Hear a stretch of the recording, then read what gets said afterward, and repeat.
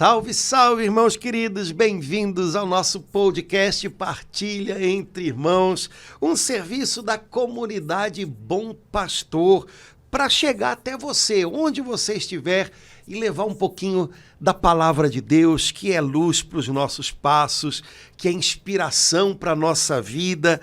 Estamos juntos aqui, estamos na sede da comunidade, na rua Hilário de Gouveia, número 36, nono andar, no prédio da paróquia de Nossa Senhora de Copacabana e Santa Rosa de Lima. Mas estamos aqui para chegar aí na sua casa, aí no seu trabalho. Eu sei lá onde é que você está hoje, mas o importante é que a gente está junto, e juntos a gente quer receber algo novo do coração de Deus para iluminar a nossa vida. Então vamos nós, estamos aqui já preparados. Laura Beatriz, minha irmã de comunidade, tudo beleza?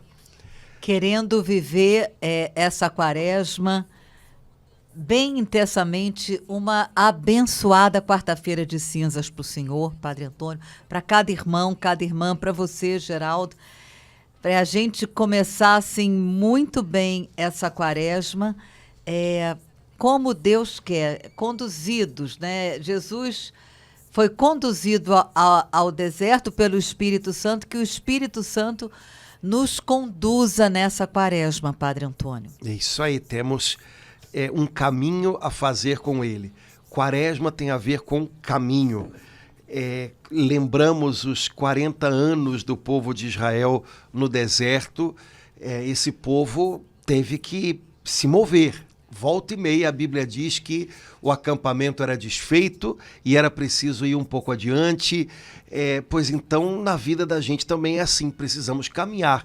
E a quaresma é um tempo para a gente caminhar aqui dentro, né? Para a gente se movimentar um pouquinho mais aqui dentro do coração, em direção àquilo que Deus quer da gente, em direção à vontade de Deus. Então estamos começando hoje mais esse tempo abençoado, mais uma quaresma que o Senhor nos dá. Não sabemos quantas, mas é sempre uma oportunidade, é uma chance de Deus, pois então vamos aproveitá-la, né? Começamos na quarta-feira de cinzas. Você, não sei se já foi à missa hoje ou se ainda vai. Não é dia santo de guarda, mas é bom a gente começar a quaresma junto com a igreja, recebendo a imposição das cinzas, que é um sinal que fala, acho que para todo mundo, não é? Cinzas são alguma coisa que já esteve de pé e que foi consumida, né? Cinzas representam um pouco isso, né? Uhum. As cinzas são feitas de algo... Bom, as cinzas que a gente recebe são feitas com os ramos do ano anterior, né? Do domingo de Ramos. Mas se a gente parar para pensar, cinzas são os restos de algo que já esteve de pé, que já floresceu e que foi consumido. Lembrando para a gente que tanta coisa passa, tanta coisa pelas quais a gente hoje briga, ou tanta coisa que hoje, sei lá, né, esgota a gente, logo está passando, já está passando. A gente precisa manter o coração naquilo que é para sempre. Quando o padre ou o diácono impõe cinzas hoje, ele escolhe uma de duas fórmulas, que são pequenos trechinhos da Sagrada Escritura, para dizer às pessoas que vão receber as cinzas, né? Ou lembra-te que és pó, e ao pó hás de voltar, ou convertei-vos e crede no Evangelho. Uma dessas duas a gente diz enquanto administra as cinzas ao povo, não é? As duas passagens tem a ver com isso, né? Convertei-vos, arrependei-vos e crede no Evangelho, é a pregação original de Jesus. O resumo do que Jesus falava, os evangelistas dizem que se concretizava nessa frase: arrependei-vos, o reino de Deus já está perto, o tempo já está ficando curtinho. Se você perder o seu tempo com coisas que não valem a pena, não vai dar. Então arrependa-se, aproveite o tempo, converta-se, acredite no Evangelho. Ou então a palavra que o Senhor disse, né, lá no início da criação ao homem caído, né, lembra-te que és pó e ao pó hás de voltar. Essas coisas servem para dizendo de maneira bem carioca, né, dá uma real pra gente. A quaresma é um tempo para isso, né? Dar uma real. Acho que o pessoal está exagerando um pouquinho a dose na maneira como fala das penitências quaresmais, né? Parece sei lá, parece uma competição para ver quem faz mais coisas que às vezes são micro, né? Mas, não, é um compromisso de caminhar mais estreito com o Senhor, um compromisso de revisão de vida, um compromisso para cair na real. Então, vamos aproveitar esse tempo. A liturgia da igreja durante a quaresma é riquíssima, riquíssima. Então, a melhor maneira da gente fazer a quaresma é vivendo a liturgia. Lembrando que a quaresma é um tempo de preparação para a celebração da Páscoa. Não dá para entender e não dá para viver bem a quaresma sem entender isso. Não é uma temporada de aperto na comida. Não, é uma preparação para celebrarmos bem a Páscoa. De modo especial, para aqueles que vão ser batizados, é a preparação mais próxima. Mas eu já fui batizado quando era neném. Pois é, então, para todos os que já foram batizados, a vigília pascal, que é a grande celebração da igreja, ela quase que culmina na renovação das promessas do nosso batismo. Então, todo o tempo da quaresma é uma preparação para que eu possa, na vigília da Páscoa, renovar a minha renúncia ao mal e renovar a entrega da minha vida, a entrega confiante da minha vida a Deus em Cristo Jesus. Então, a gente usa a quaresma para isso. É uma renovação de aliança com o Senhor que a gente vive na Páscoa, e a quaresma nos apronta para isso. Se a gente viver nessa dimensão, a gente vai aproveitar a liturgia da igreja como um manancial que vai fazer uma arrumação incrível dentro da gente. E é essa arrumação que a gente precisa. Padre Antônio, tem, assim, algumas pessoas, organizações católicas. A gente preparou, tá aqui a melhor preparação para você viver a quaresma. A melhor preparação para a gente viver a quaresma é a liturgia que nos dá, né, Padre Antônio? É viver. Não tem nenhuma outra maior do que essa, né? É viver a liturgia da igreja, viver o tempo litúrgico. A quaresma é um tempo litúrgico. Ora, um tempo litúrgico significa um tempo em que a liturgia vai marcar e redimir o nosso tempo. Então a gente vai rearrumar o nosso tempo, a nossa vida, a partir da liturgia. A palavra de Deus que é proclamada, as orações que são feitas, as práticas, a disciplina que a igreja nos propõe de oração, esmola e jejum. Queria tocar de modo especial na esmola, porque normalmente o pessoal toca muito nas práticas de renúncia, tais como jejum disso ou daquilo, mas o pessoal esquece que é oração, esmola e jejum. Então, uma boa maneira é mexer um pouquinho no seu próprio dinheiro e fazer mais esmola. Mas uma esmola mais generosa, mais eficaz, né, mais produtiva. Então, não só brincar de não comer isso ou aquilo, mas vamos fazer o que eu posso dar de mais substancioso para ajudar alguma coisa ou alguém. Tá? Então, já que todo mundo brinca de não vai comer isso, vamos fazer uma coisa melhor? Eu vou tirar uma grana a mais e vou dar para aquela organização que eu sei que cuida de pobres. Ou então eu vou tirar uma grana a mais para ajudar uma pessoa, ou lá na paróquia, ou lá em não sei onde, que eu sei que está fazendo a reforma da casa dela, que eu sei que está gastando dinheiro com o remédio da mãe. Vamos fazer isso, que eu acho que isso tem mais cara de cristianismo do que brincar de fazer jejum, na verdade fazendo dieta, principalmente porque aí se fala para o outro, aí brinca. Então, jejum é jejum.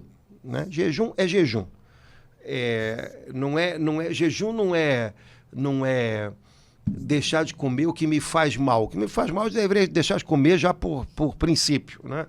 Também não é deixar de comer o que é meramente supérfluo. Eventualmente é para deixar de comer também aquilo que é necessário, entre aspas, e que pode ser diminuído ou pode ser deixado de lado por um tempo. Certo? Por um tempo. Enfim, Então vamos parar com essas bobajadas, né?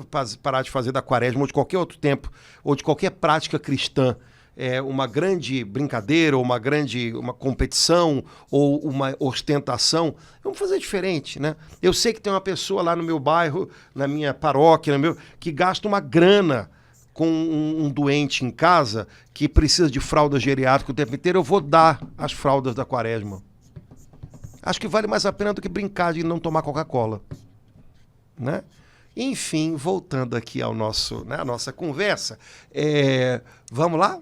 Vamos lá, mas a gente precisa dessas orientações, Padre Antônio, porque a gente vê muita coisa errada, assim, não essencialmente errada, mas dando uma prioridade a essas práticas que o senhor falou aí. Por exemplo, em vez a liturgia, né? Hoje, a liturgia da quarta-feira de cinzas, só a de hoje já nos mostra, assim, e aí eu fico preocupado, né? Porque eu vi o A, B e o C católicos ensinarem o jejum daqui, a penitência de acolá e não sei o quê, né? E eu vou até ver, assim, no Vaticano como é que tá, porque, assim, todas essas coisas são boas quando estão no lugar.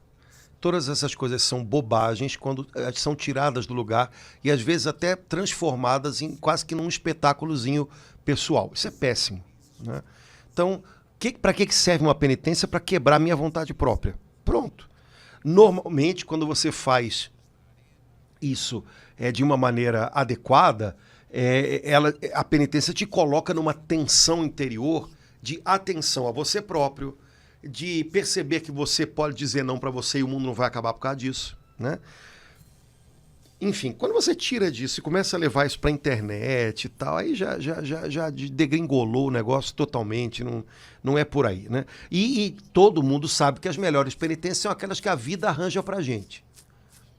Então, como é que eu quero quebrar minha vontade própria se eu acho que eu só vou fazer isso evitando comer uma bobagemzinha ou outra que eu, de repente, nem deveria estar comendo em outras ocasiões, mas, por exemplo, eu não consigo quebrar a minha displicência, por exemplo, ordenando o meu horário, colocando a minha vida em ordem, por exemplo, nas coisas do dia a dia. Você quer fazer uma boa penitência? Não deixe os outros esperando. E por aí vai. Né? Você quer fazer uma boa penitência? Ouça mais. Deixa as pessoas terminarem de falar. E por aí vai. Então, porque enquanto isso, tá aquela tensão. Não, quero falar. Não, espera, deixa acabar. Ótima penitência. Então, tudo que vira espetáculo não tem nada a ver com o cristianismo.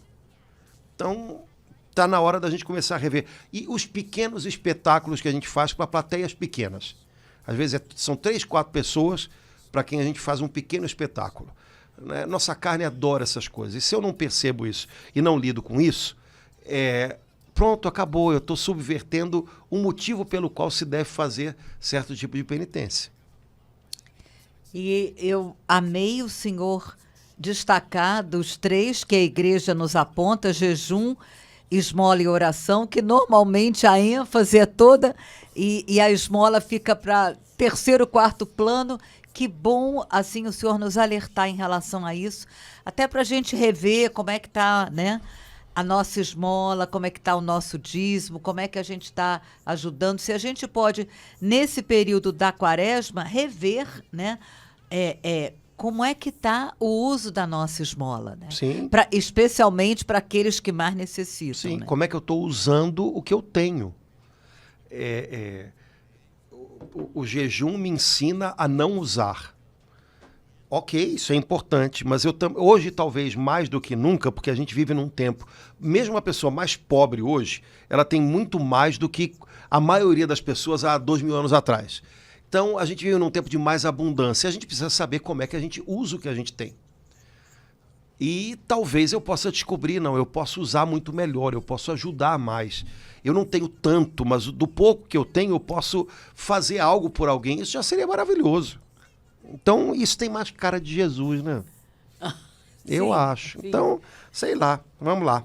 Laura, você falou da liturgia da quarta-feira de cinzas, então a gente podia aproveitar uma das leituras para conversar um pouquinho hoje, né? Porque Vamos. acho que já cai bem a gente pegar uma das passagens. O que você separou aí para a gente Eu separei conversar? a segunda leitura de hoje, Padre Antônio. Olha o título que está lá na liturgia, né? Reconciliai-vos com Deus, é agora o momento favorável. É assim que está o título. Antes de falar, a segunda leitura é a segunda de Coríntios 5, 20 até a 6, 2. Beleza. Segunda carta aos Coríntios é um barato. Há um autor que diz que a segunda carta aos Coríntios é a autobiografia de um homem cheio do Espírito Santo. Que é o apóstolo Paulo. Se você parar para pensar, é mesmo, porque primeira carta aos Coríntios e segunda carta aos Coríntios são muito diferentes uma da outra. É mesmo. Muito. Dizem que São Paulo escreveu ainda uma outra carta aos Coríntios que não chegou na gente. E que a segunda carta, enfim, talvez tenha um pedaço dessa outra. Enfim, coisas que os estudiosos da Bíblia tentam descobrir, sei lá como, mas eles têm maneiras de ver essas coisas. O importante é que na Bíblia tem duas cartas de Paulo aos Coríntios. Na primeira, ele recebeu notícias, né, da comunidade de Corinto, e recebeu umas notícias que não foram muito boas, e aí ele bate na tecla de algumas coisas que têm que ser corrigidas.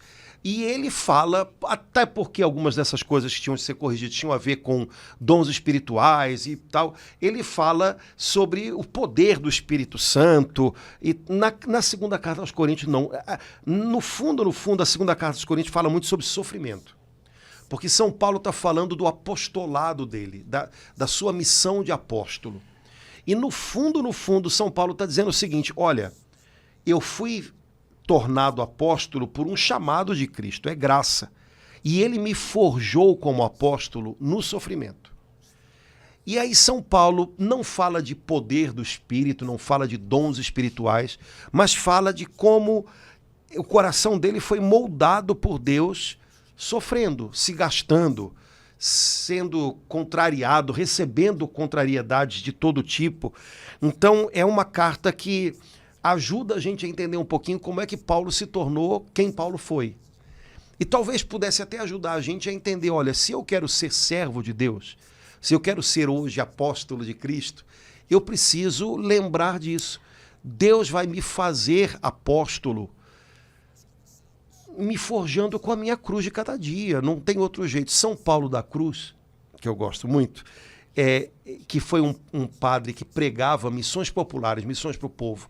Ele dizia para os padres, né, para os companheiros de congregação dele: irmãos, a oratória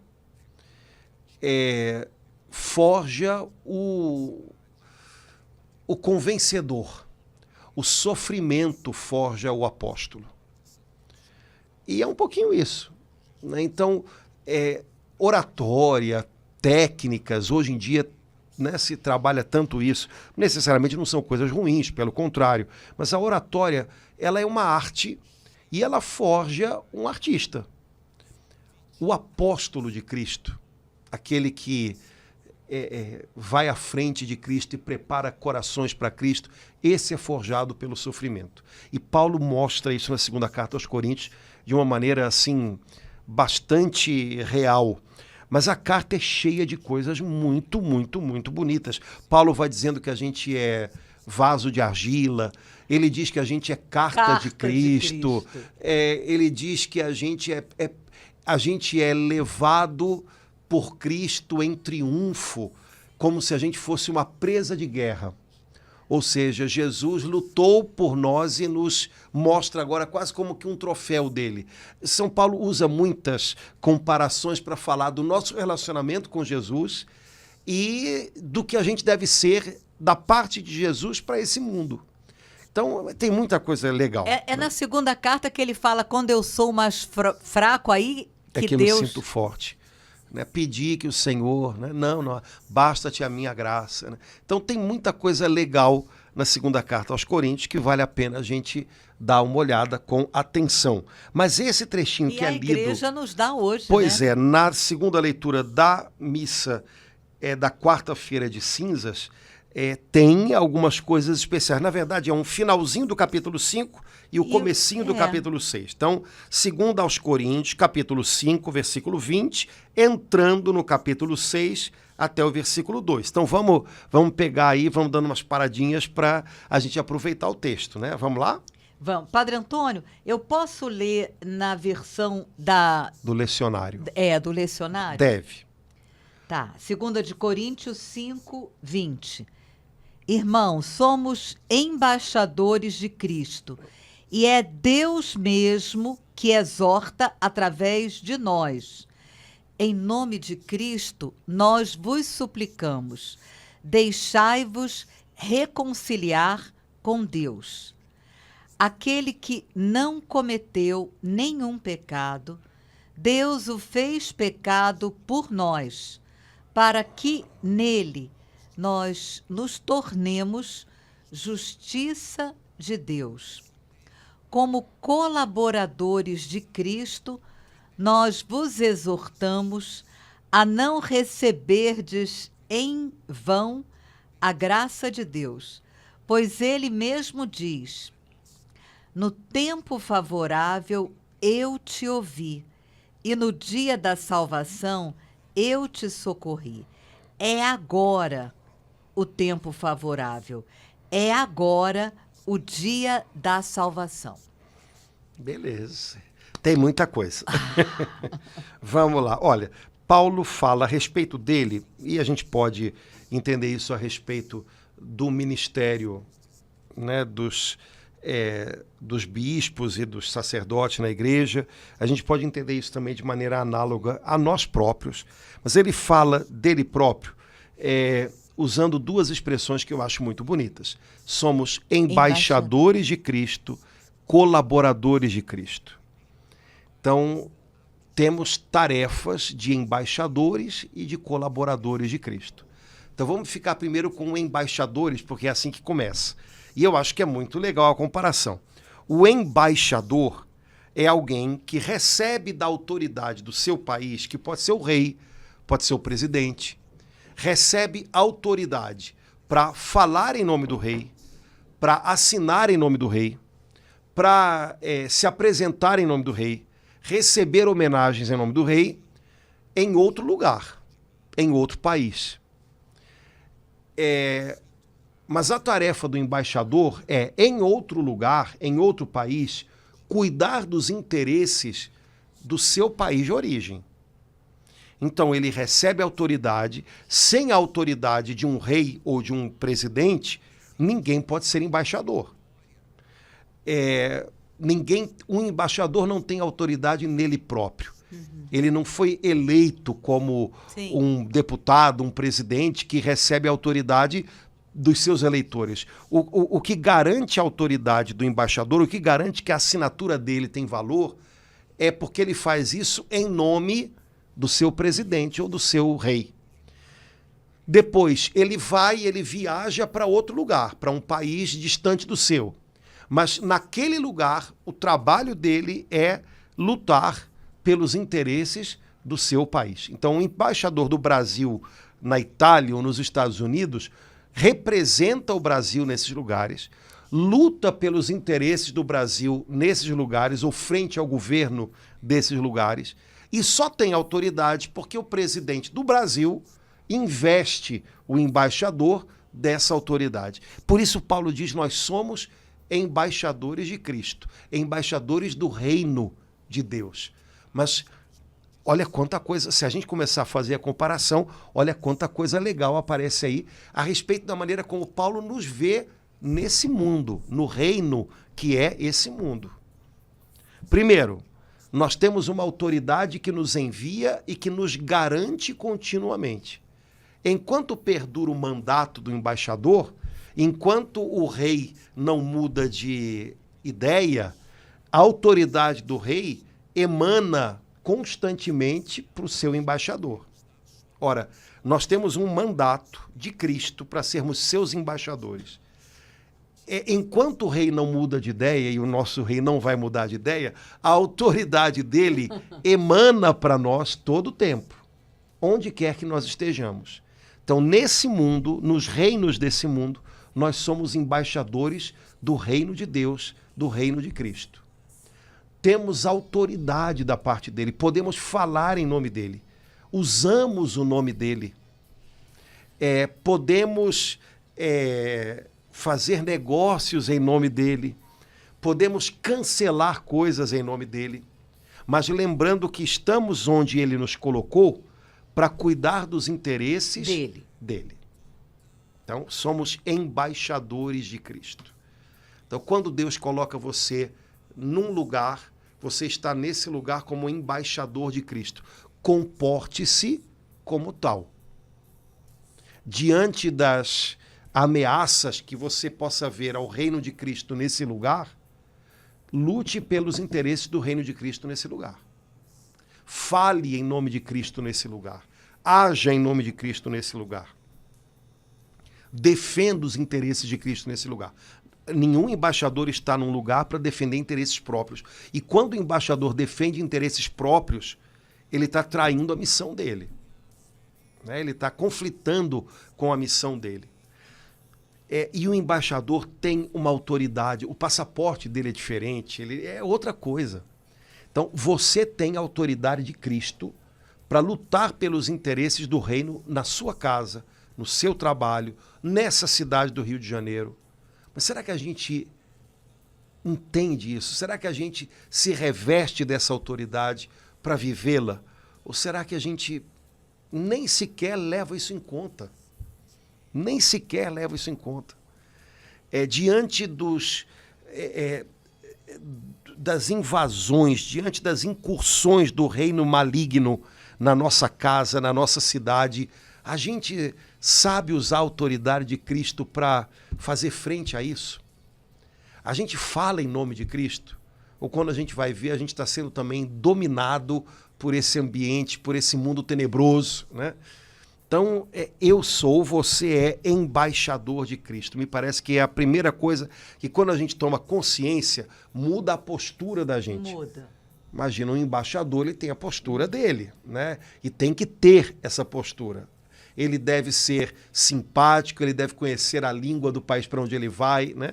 Eu não sei se é o embaixador ou se é o cônsul da Coreia do Sul aqui, não sei se é o cônsul aqui no Rio de Janeiro ou se é o embaixador lá em Brasília, mas tem vários vídeos dele cantando músicas brasileiras, né? E o povo acha um barato. É a maneira que ele tem de dizer, olha, eu estou aqui com vocês, olha, eu entendo a cultura de vocês. Então, na nossa casa, na nossa cidade, a gente tem que ser embaixador. Eu entendo, eu conheço, eu sei dos valores que vocês têm, eu sei das coisas boas, mas o embaixador é embaixador.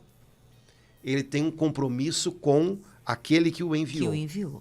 Né? Então, isso também é assim na vida da gente. Acho que muda muito a postura da gente diante de algumas coisas. Ele me enviou, né? O embaixador é alguém que foi enviado, né? Não foi por própria conta, né, Padre Antônio? Reino de Deus tem uma palavra que a gente hoje usa muito e que, para muitas coisas, ela é bonita, mas ela é uma palavra muito secularizada, vamos dizer assim, uma palavra que não tem muito sentido cristão, que é a palavra voluntário. Voluntário tem a ver com voluntas, né? Vontade. Então, voluntário. Eu decidi que vou.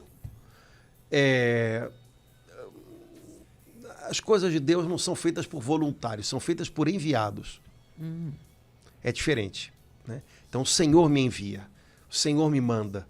Eu estou aqui, eu tenho um compromisso com Ele. Eu tenho que agir conforme a Ele. Muda muita coisa. Porque o voluntário, inclusive, em algum momento pode dizer, olha, desvoluntariei. Né? Foi bom, mas agora eu não quero mais. Mas o apóstolo é outra coisa, né? O embaixador de Cristo é de outro jeito. Então, ter essa consciência em todo tempo, em todo lugar.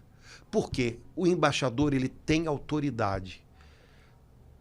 E uma coisa que a gente aprende, lição número 1,5 na vida cristã, na vida de intercessão, na vida de oração, é que quando quem tem autoridade não usa a autoridade que tem, o vazio de autoridade vai ser preenchido de outra maneira. Então, imagine que Cristo deu aos seus embaixadores na terra autoridade. Ora, se aqueles que têm autoridade não usam a autoridade que têm, o vazio de autoridade vai ser preenchido por alguma coisa. Não sei se estão me fazendo entender. Né? Então, todo cristão, pela força do seu batismo, é embaixador de Cristo. Recebeu a autoridade de Cristo. Se eu não uso a autoridade que eu tenho, fica um vazio de autoridade. E aí alguém vai entrar nisso. Dando um exemplo bem prático. Pais e mães. Pais e mães cristãos têm autoridade pelo seu batismo, têm autoridade porque geraram filhos, têm autoridade sobre a sua casa, sobre os seus filhos. Devem usar essa autoridade como embaixadores de Cristo. Abusar de autoridade é autoritarismo. Então, não deve se fazer isso. O embaixador de Cristo, ele não é autoritário. Ele usa a autoridade que tem. Mas quando o pai e a mãe não usam a autoridade que tem, inclusive para orar pelos filhos, inclusive para cortar na sua casa, né, contaminação do mundo, esse buraco vai deixar um buraco, vai deixar um vazio, que vai ser preenchido por alguma coisa ou alguém. Se a igreja que recebeu de Cristo autoridade, toda a autoridade me foi dada, e aí depois ele diz, eu ponho nas tuas mãos a chave, né? Ele está dizendo isso a São Pedro. Pedro é o centro de unidade visível da igreja. Então, é a igreja que ele está dizendo. Se a igreja que tem não usa a autoridade que tem, o vazio de autoridade vai ser preenchido por alguma outra coisa. E assim também com cada cristão no seu lugar. Portanto, gente, né? Atenção. Começamos a usar a autoridade que temos na oração, né? Na oração, orando pelo lugar onde a gente está, orando pelas pessoas que Deus nos deu, e depois de outras várias maneiras, eventualmente pontuando algumas coisas. Olha, até aqui tudo bem, daqui para frente não é mais o caso. Dizer não, colocar limite, é uma tarefa de quem tem autoridade. E não é uma coisa, não precisa ser feito da maneira pior. Ao contrário, para não ser feito de uma maneira pior, tem que ser feito no momento oportuno. Mas então, use a autoridade que tem. Somos embaixadores de Cristo. E aí Paulo diz, como embaixadores de Cristo, nós exortamos a todos vocês. E é em nome de Cristo que exortamos, e é Deus mesmo falando através da gente. Reconciliai-vos com Deus. Então, é o grande chamado da igreja para essa quarta-feira de cinzas, para esse tempo de quaresma. Reconcilie-se com Deus. Concilie o seu coração com o coração de Deus. Concilie o seu interior com a vontade de Deus, com a lei de Deus. Não dá para conciliar a carne com Deus, porque a carne vai sempre brigar com Deus. Então, subjugue, submeta a sua natureza carnal ao Espírito Santo. Suas vontades próprias, seu orgulho, seus impulsos. E fazendo isso, você vai estar se reconciliando, ou seja, se conciliando de novo com Deus. É o chamado atual da igreja para a gente nesse começo de quaresma. E da mesma forma que o senhor falou anteriormente, se isso não é dito, se isso não é apresentado, anunciado, colocado, dessa forma, outra coisa vai entrar nesse lugar. Eu estou muito impressionada aqui na tradução da Ave Maria.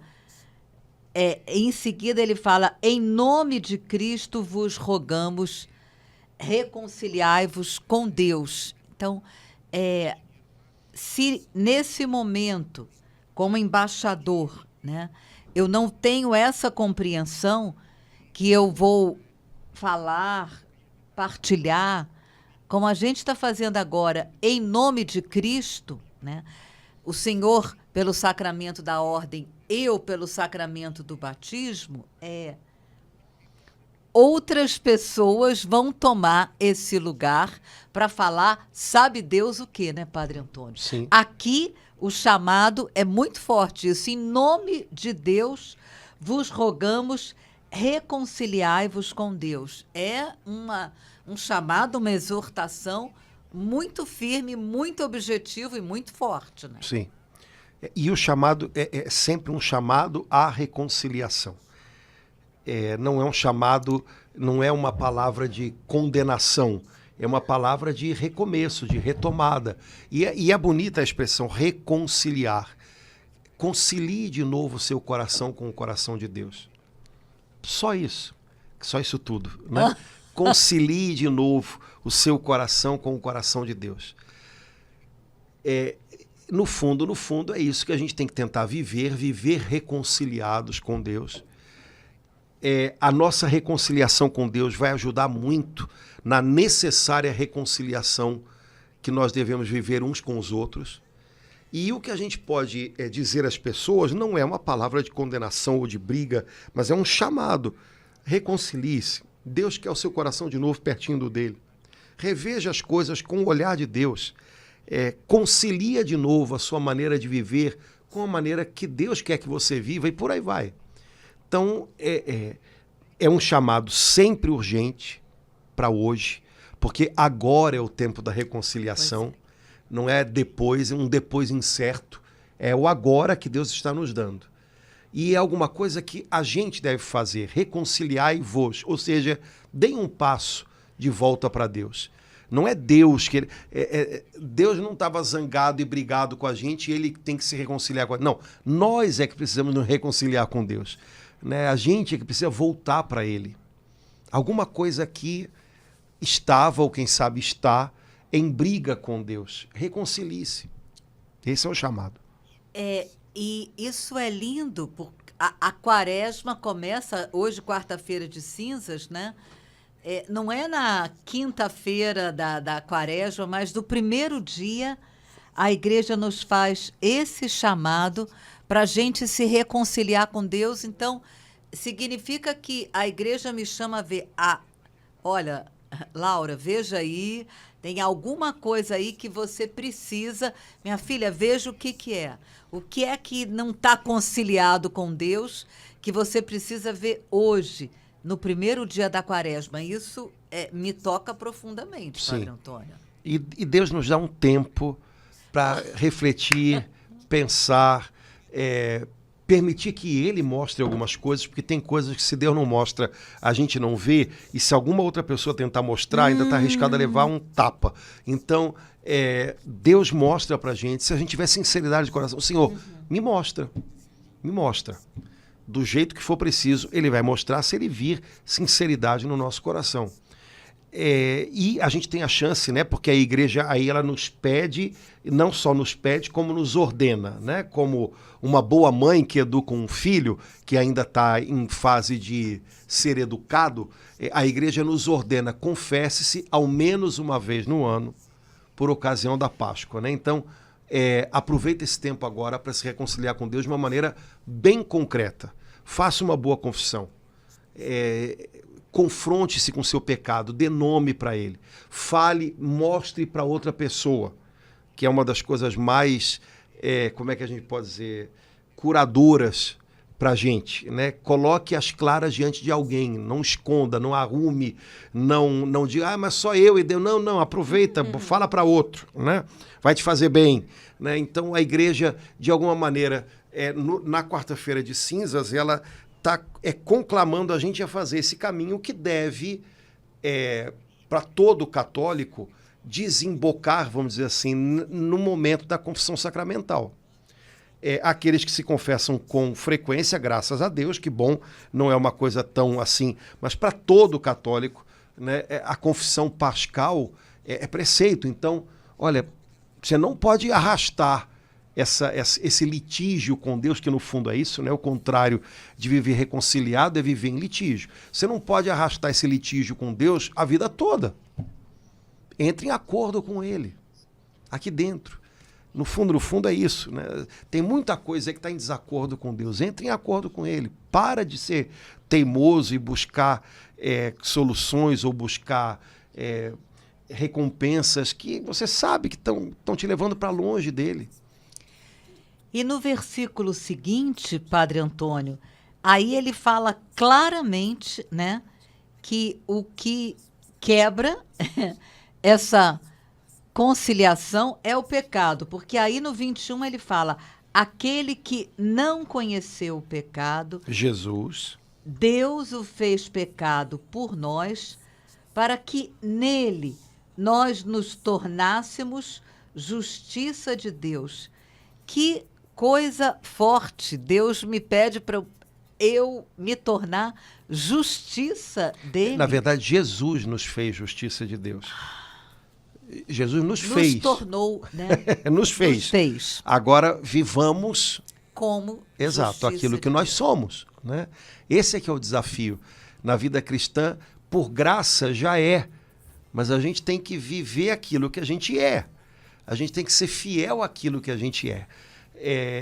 Esse tipo de expressão, que é uma expressão até difícil da gente entender na nossa língua, Deus fez Jesus pecado. Isso pra gente soa esquisito, né? Mas de alguma maneira São Paulo repete isso em alguns lugares. É a maneira que ele tem de dizer, olha, Jesus assumiu o nosso lugar e assumiu as consequências do nosso pecado a tal ponto, né, que ele foi naquela cruz, ele era o nosso pecado, para que nós nos tornássemos agora a justiça de Deus. Ou seja, para que nós nos tornássemos agora agradáveis a Deus, aquilo que agrada a Deus. A justiça de Deus é aquilo que agrada a Deus. Então Jesus tomou o nosso lugar, ou entrou no nosso lugar, para nos ajudar agora a viver no lugar que era dele. Ele é o Filho, sempre agradável ao Pai. Ele agora quer nos tomar pela mão para que a gente seja e viva como justiça de Deus, ou seja, para que a gente seja agradável a Deus, para que o Pai se agrade de nós. Esse é o segredo. Tem muita coisa escondida nesse versículo que é difícil da gente conseguir explicar, até porque a maneira como ele é construído é difícil da gente entender. Talvez a gente imaginar... A Bíblia não pode dizer que Deus fez Jesus pecador por nós, porque pecador é aquele que comete pecado, ele jamais cometeu pecado, mas Deus o fez pecado. Então, soa estranho pra gente, né? Então, na teologia de São Paulo, tem muita coisa em jogo aqui nessa frase, que tem a ver com uma série de outras coisas em outras cartas, mas é meio que para mostrar, olha, sabe o que é pecado? Sabe o que é pecado? É um negócio feio, né? Pecado é uma coisa que merece castigo, né? Pois é, imagina. Pois é, isso daí foi o que Jesus se tornou na cruz. Para que você se torne justiça de Deus. Justiça de Deus é algo perfeito, né? Justiça de Deus é algo que agrada a Deus, está justo, no lugar justo. Pois então, Deus fez isso de você em Jesus. Pela sua união com Jesus. No fundo é um pouco isso. Padre Antônio, é verdade o conceito que justiça de Deus significa santidade de Deus? É. A justiça que vem de Deus, a perfeição que vem de Deus. Né? Aquilo que agrada a Deus porque é semelhante a Deus. Né? Então, Deus nos deu isso em Jesus. Deus nos fez isso em Jesus. Assim nós somos na nossa união com Ele. Qual é o desafio? Vivamos isso. Deixemos que essa justiça de Deus em nós nos transforme de verdade. Esse é o... Né? Quer dizer, aquilo que... Essa graça santificante que a gente recebeu no batismo, ela tem que moldar a gente. A gente tem que ser moldado por isso. E não pelo mundo, e não pela natureza carnal que o Espírito Santo vence em nós, se nós permitirmos que ele reine na nossa vida.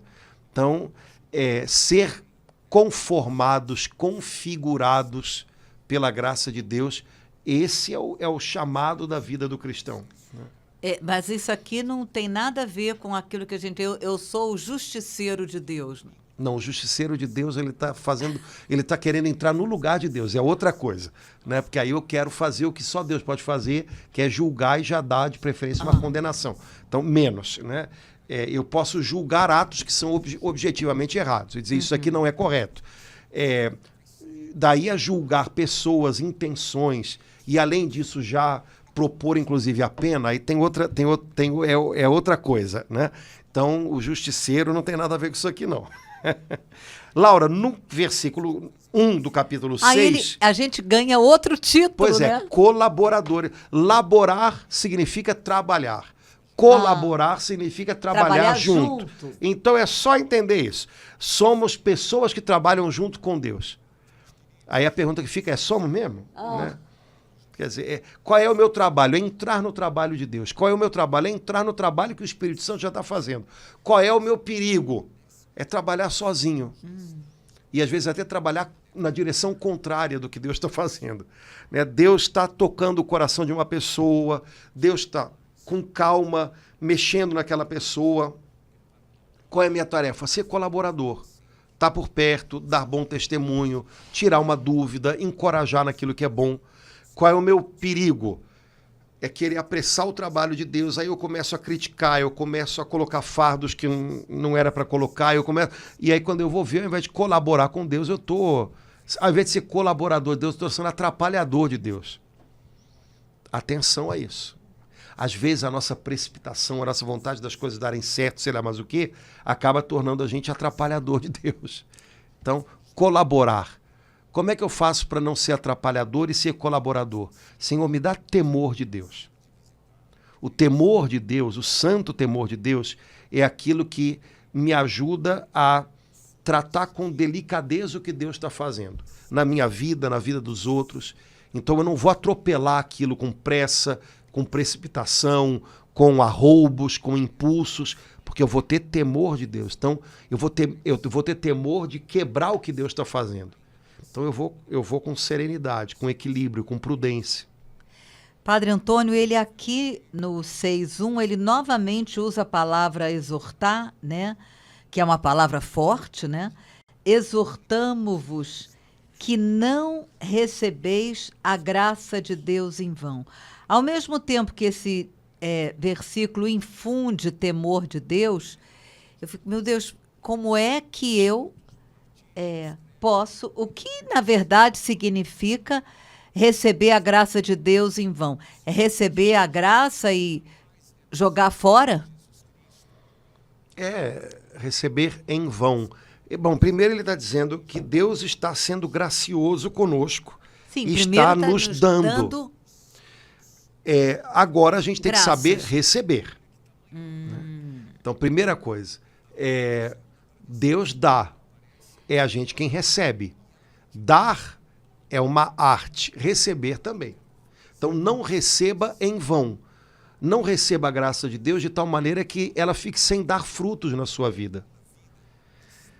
Deus está dando, Paulo já está afirmando isso. Deus está dando, Deus está confiando a você. Não são graças, em primeiro lugar é a graça, que, vamos dizer assim, é a expressão, é o trabalho do Espírito Santo na gente.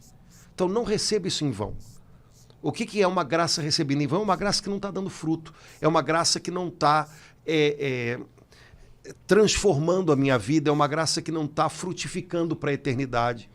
Então não faça isso.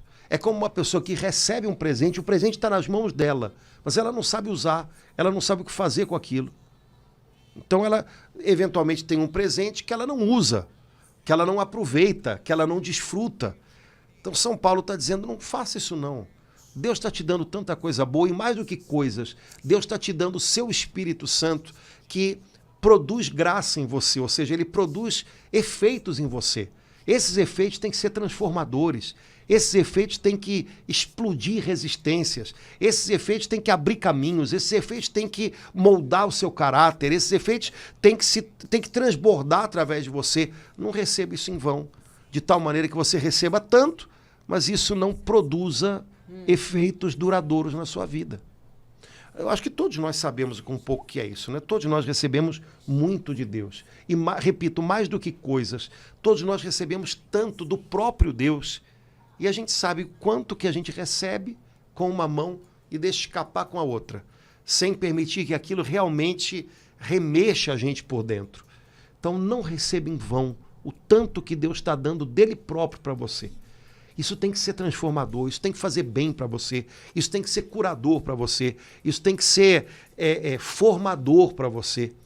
Não receba em vão. Acho que é um pouquinho isso que São Paulo está dizendo, né? A preocupação dele, eu acho que é um pouco essa, né? Padre Antônio, só para eu trazendo isso, por exemplo, para a missa dominical, né? Não receber a graça que Deus me dá em cada missa, me veio falar isso agora, porque a gente, às vezes, pode correr esse risco, né? Participar daquela bênção maravilhosa da missa dominical e aí... Que não é uma coisa. Quando você participa da missa e comunga, você está recebendo em comunhão O próprio Jesus Cristo. Ai, E com o próprio Jesus vem o Pai e o Espírito Santo, não é assim? Viremos a ele e faremos morada. O que eu estou fazendo com isso? Ou melhor, o que isso está fazendo em mim? Eu estou exposto de verdade a essa graça? Eu estou permitindo que ela seja água que vai moldando a mim, como a água aos pouquinhos vai erodindo e moldando a pedra, a rocha, né, o leito de um rio? Eu estou permitindo isso? Então, é uma palavra que, na realidade, coloca a gente para pensar um pouquinho. Vamos para o cantinho do pensamento. Né?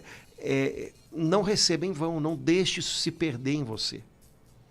Eu sei que não dá para todo mundo, mas há uma orientação de um bispo, agora eu não me lembro quem, foi recentemente, que você não saia correndo da missa. Eu sei que às vezes é difícil, você tá com o marido, com o filho, né? Ah, vambora, mãe. Mas assim, foi muito lindo isso. Esse bispo orientava, olha, só 5 minutinhos. Fica mais 5 minutos, eu vi essa semana. Depois da missa, se você puder, fica aí, pede pro seu filhinho esperar. Fica. É muito bom, né, Padre Antônio? Por exemplo, lá na minha paróquia nem dá, porque sim, acaba mesmo, o povo começa a falar e tal, vira uma bagunça. Não tem como. Mas pelo menos o seguinte, bom, eu vou estar atento a Jesus que vive em mim de maneira sacramental nesse tempinho após a missa, eu vou estar mais atento a ele. Porque senão, se nem isso eu faço, às vezes receber demais e não aproveitar pode acabar tornando a gente insensível, sabe? Eu recebo Jesus Cristo em comunhão, em Eucaristia.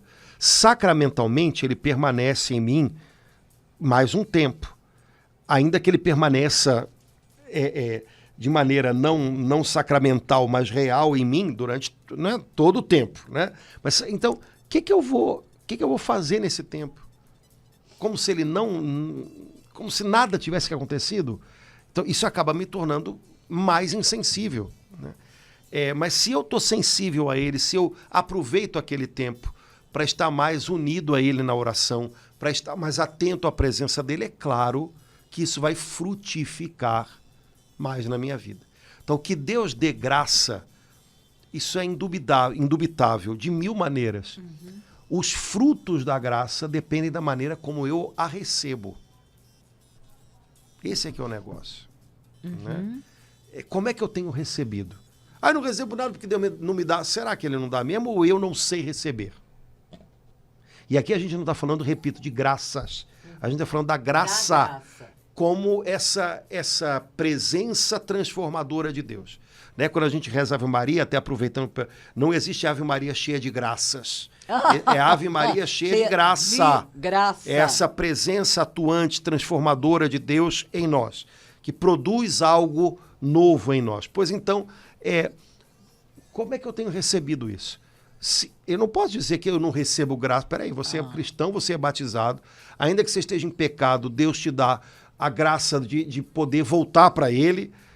Agora, a grande questão não é que Deus não dê, Ele dá. O modo como Ele dá é bom o suficiente. Agora, o modo como eu recebo é que são os outros 500. Então, vou fazer a pergunta. Você é um bom recebedor de graça? Acho que é uma das questões que a gente poderia se fazer. Né? E, por fim, Laura, para a gente terminar, São Paulo termina o finalzinho do versículo 2. Né? Agora é o tempo favorável, agora é o dia da salvação. Agora. Hoje. Né? Então, não deixe para depois uma coisa que amanhã não vai te dar melhores oportunidades do que aquelas que você tem hoje. Não espere melhores oportunidades. A oportunidade melhor para que eu hoje tenha um encontro com Deus capaz de mudar a minha vida é esse dia chamado hoje, com tudo que ele tem. Mas é isso. Mas olha só, querido, você está esquecendo que existe uma coisa chamada providência de Deus, que é a capacidade que Deus tem de usar qualquer circunstância para nos trazer para mais perto dele, para nos fazer experimentar a presença dele. Pois então, essa providência de Deus hoje já está atuando, e está atuando no meio de tudo isso que você está vivendo. Amanhã Você não vai ter circunstâncias melhores, ou a providência de Deus não vai ser nem maior nem menor do que é hoje. Então aproveite hoje, porque esse amanhã, como diz aquela propaganda, vai que... vai que, né? Então, como a gente sabe que a vida tem os vai que a gente não tem como controlar, vamos aproveitar hoje. Vamos aproveitar hoje. Né? Não existe oportunidade melhor do que o dia de hoje para que eu possa ser alcançado e transformado pela graça de Deus. Quando a gente entende isso, a vida continua sendo do jeito que ela é, cheia de confusão, cheia de barulho, cheia de coisas que a gente não queria que viessem do jeito que vem, mas a gente abraça a vida de um outro jeito. São Paulo aqui nessa frase final coloca a gente com os pés no chão, né, Padre Antônio? Porque Sempre. A gente tem a tendência agora, né? Uhum. Agora é o tempo favorável, agora, tirando assim todas as coisinhas que a gente tem para ficar dizendo e pensando o contrário disso, né? É interessante, né? Porque hoje em dia se fala muito sobre uma coisa da qual acho que a maioria de nós está padecendo, se não todos, chamada ansiedade. E quando uma pessoa tem crise de ansiedade, às vezes terapeutas ou médicos mesmo ensinam um pouquinho a como você tentar reorganizar, né? Vamos dizer assim, diminuir o efeito daquela crise de ansiedade, daquela situação que engatilhou a crise. E normalmente o que se diz é o seguinte, olha, volta para você, volta para o aqui e para o agora. Então, se você tiver a possibilidade de botar o pé no chão, sentir o chão, né? Qualquer coisa que te traga de volta para o aqui e agora, porque a ansiedade na realidade joga a gente para outro lugar que não é aqui, para outra hora que não é agora. Então, para você regular ou regularizar aquele momento de ansiedade, volta para aqui, respira, sente a tua respiração. Você está voltando para você, para esse momento e para esse lugar. Eu acho que São Paulo está dizendo isso para a gente agora. Ei, volta, volta. Psh, tá longe, rapaz. Vem cá, vem cá. É aqui e agora. Aqui e agora Deus está com você. Amém. Aproveita, vive isso. Não, mas agora, aqui, calma, calma. Né? A cada dia, cada dia. Então, acho que São Paulo está, inclusive, ajudando a gente aí a ser livre desses gatilhos de ansiedade que podem ser colocados em movimento em qualquer hora e que podem desestabilizar a gente. Volta aqui agora. Agora é o dia da salvação. Agora não é um dia péssimo. Hoje não é um dia horroroso. Agora é o momento da salvação. Agora é o momento favorável. Deus é capaz de transformar esse dia numa oportunidade para você experimentar mais ainda a presença dele. Ai, amém. Então, vamos viver isso. Vamos. Né? Beleza, Laura? Então, beleza. Uma abençoada quaresma. Amém, Padre Antônio. Que a gente possa viver esse tempo aprendendo muito com a nossa Mãe Igreja, ajeitando um pouquinho essas coisas dentro da gente, nos reconciliando com Deus. Conciliando o nosso coração com o coração do Pai. Vai acalmar e vai botar o nosso coração no lugar. Então, amém. Vamos lá. Vamos. Irmãos queridos, obrigado pela companhia. Tomara que a gente tenha ajudado, não tenha bagunçado nada, mas tenha ajudado cada um a viver esse tempo de chance de Deus que está começando agora a nossa nova quaresma. Então vamos em frente, né? Boa e santa quaresma, irmãos. Tchau, tchau, gente. Deus abençoe. Até logo.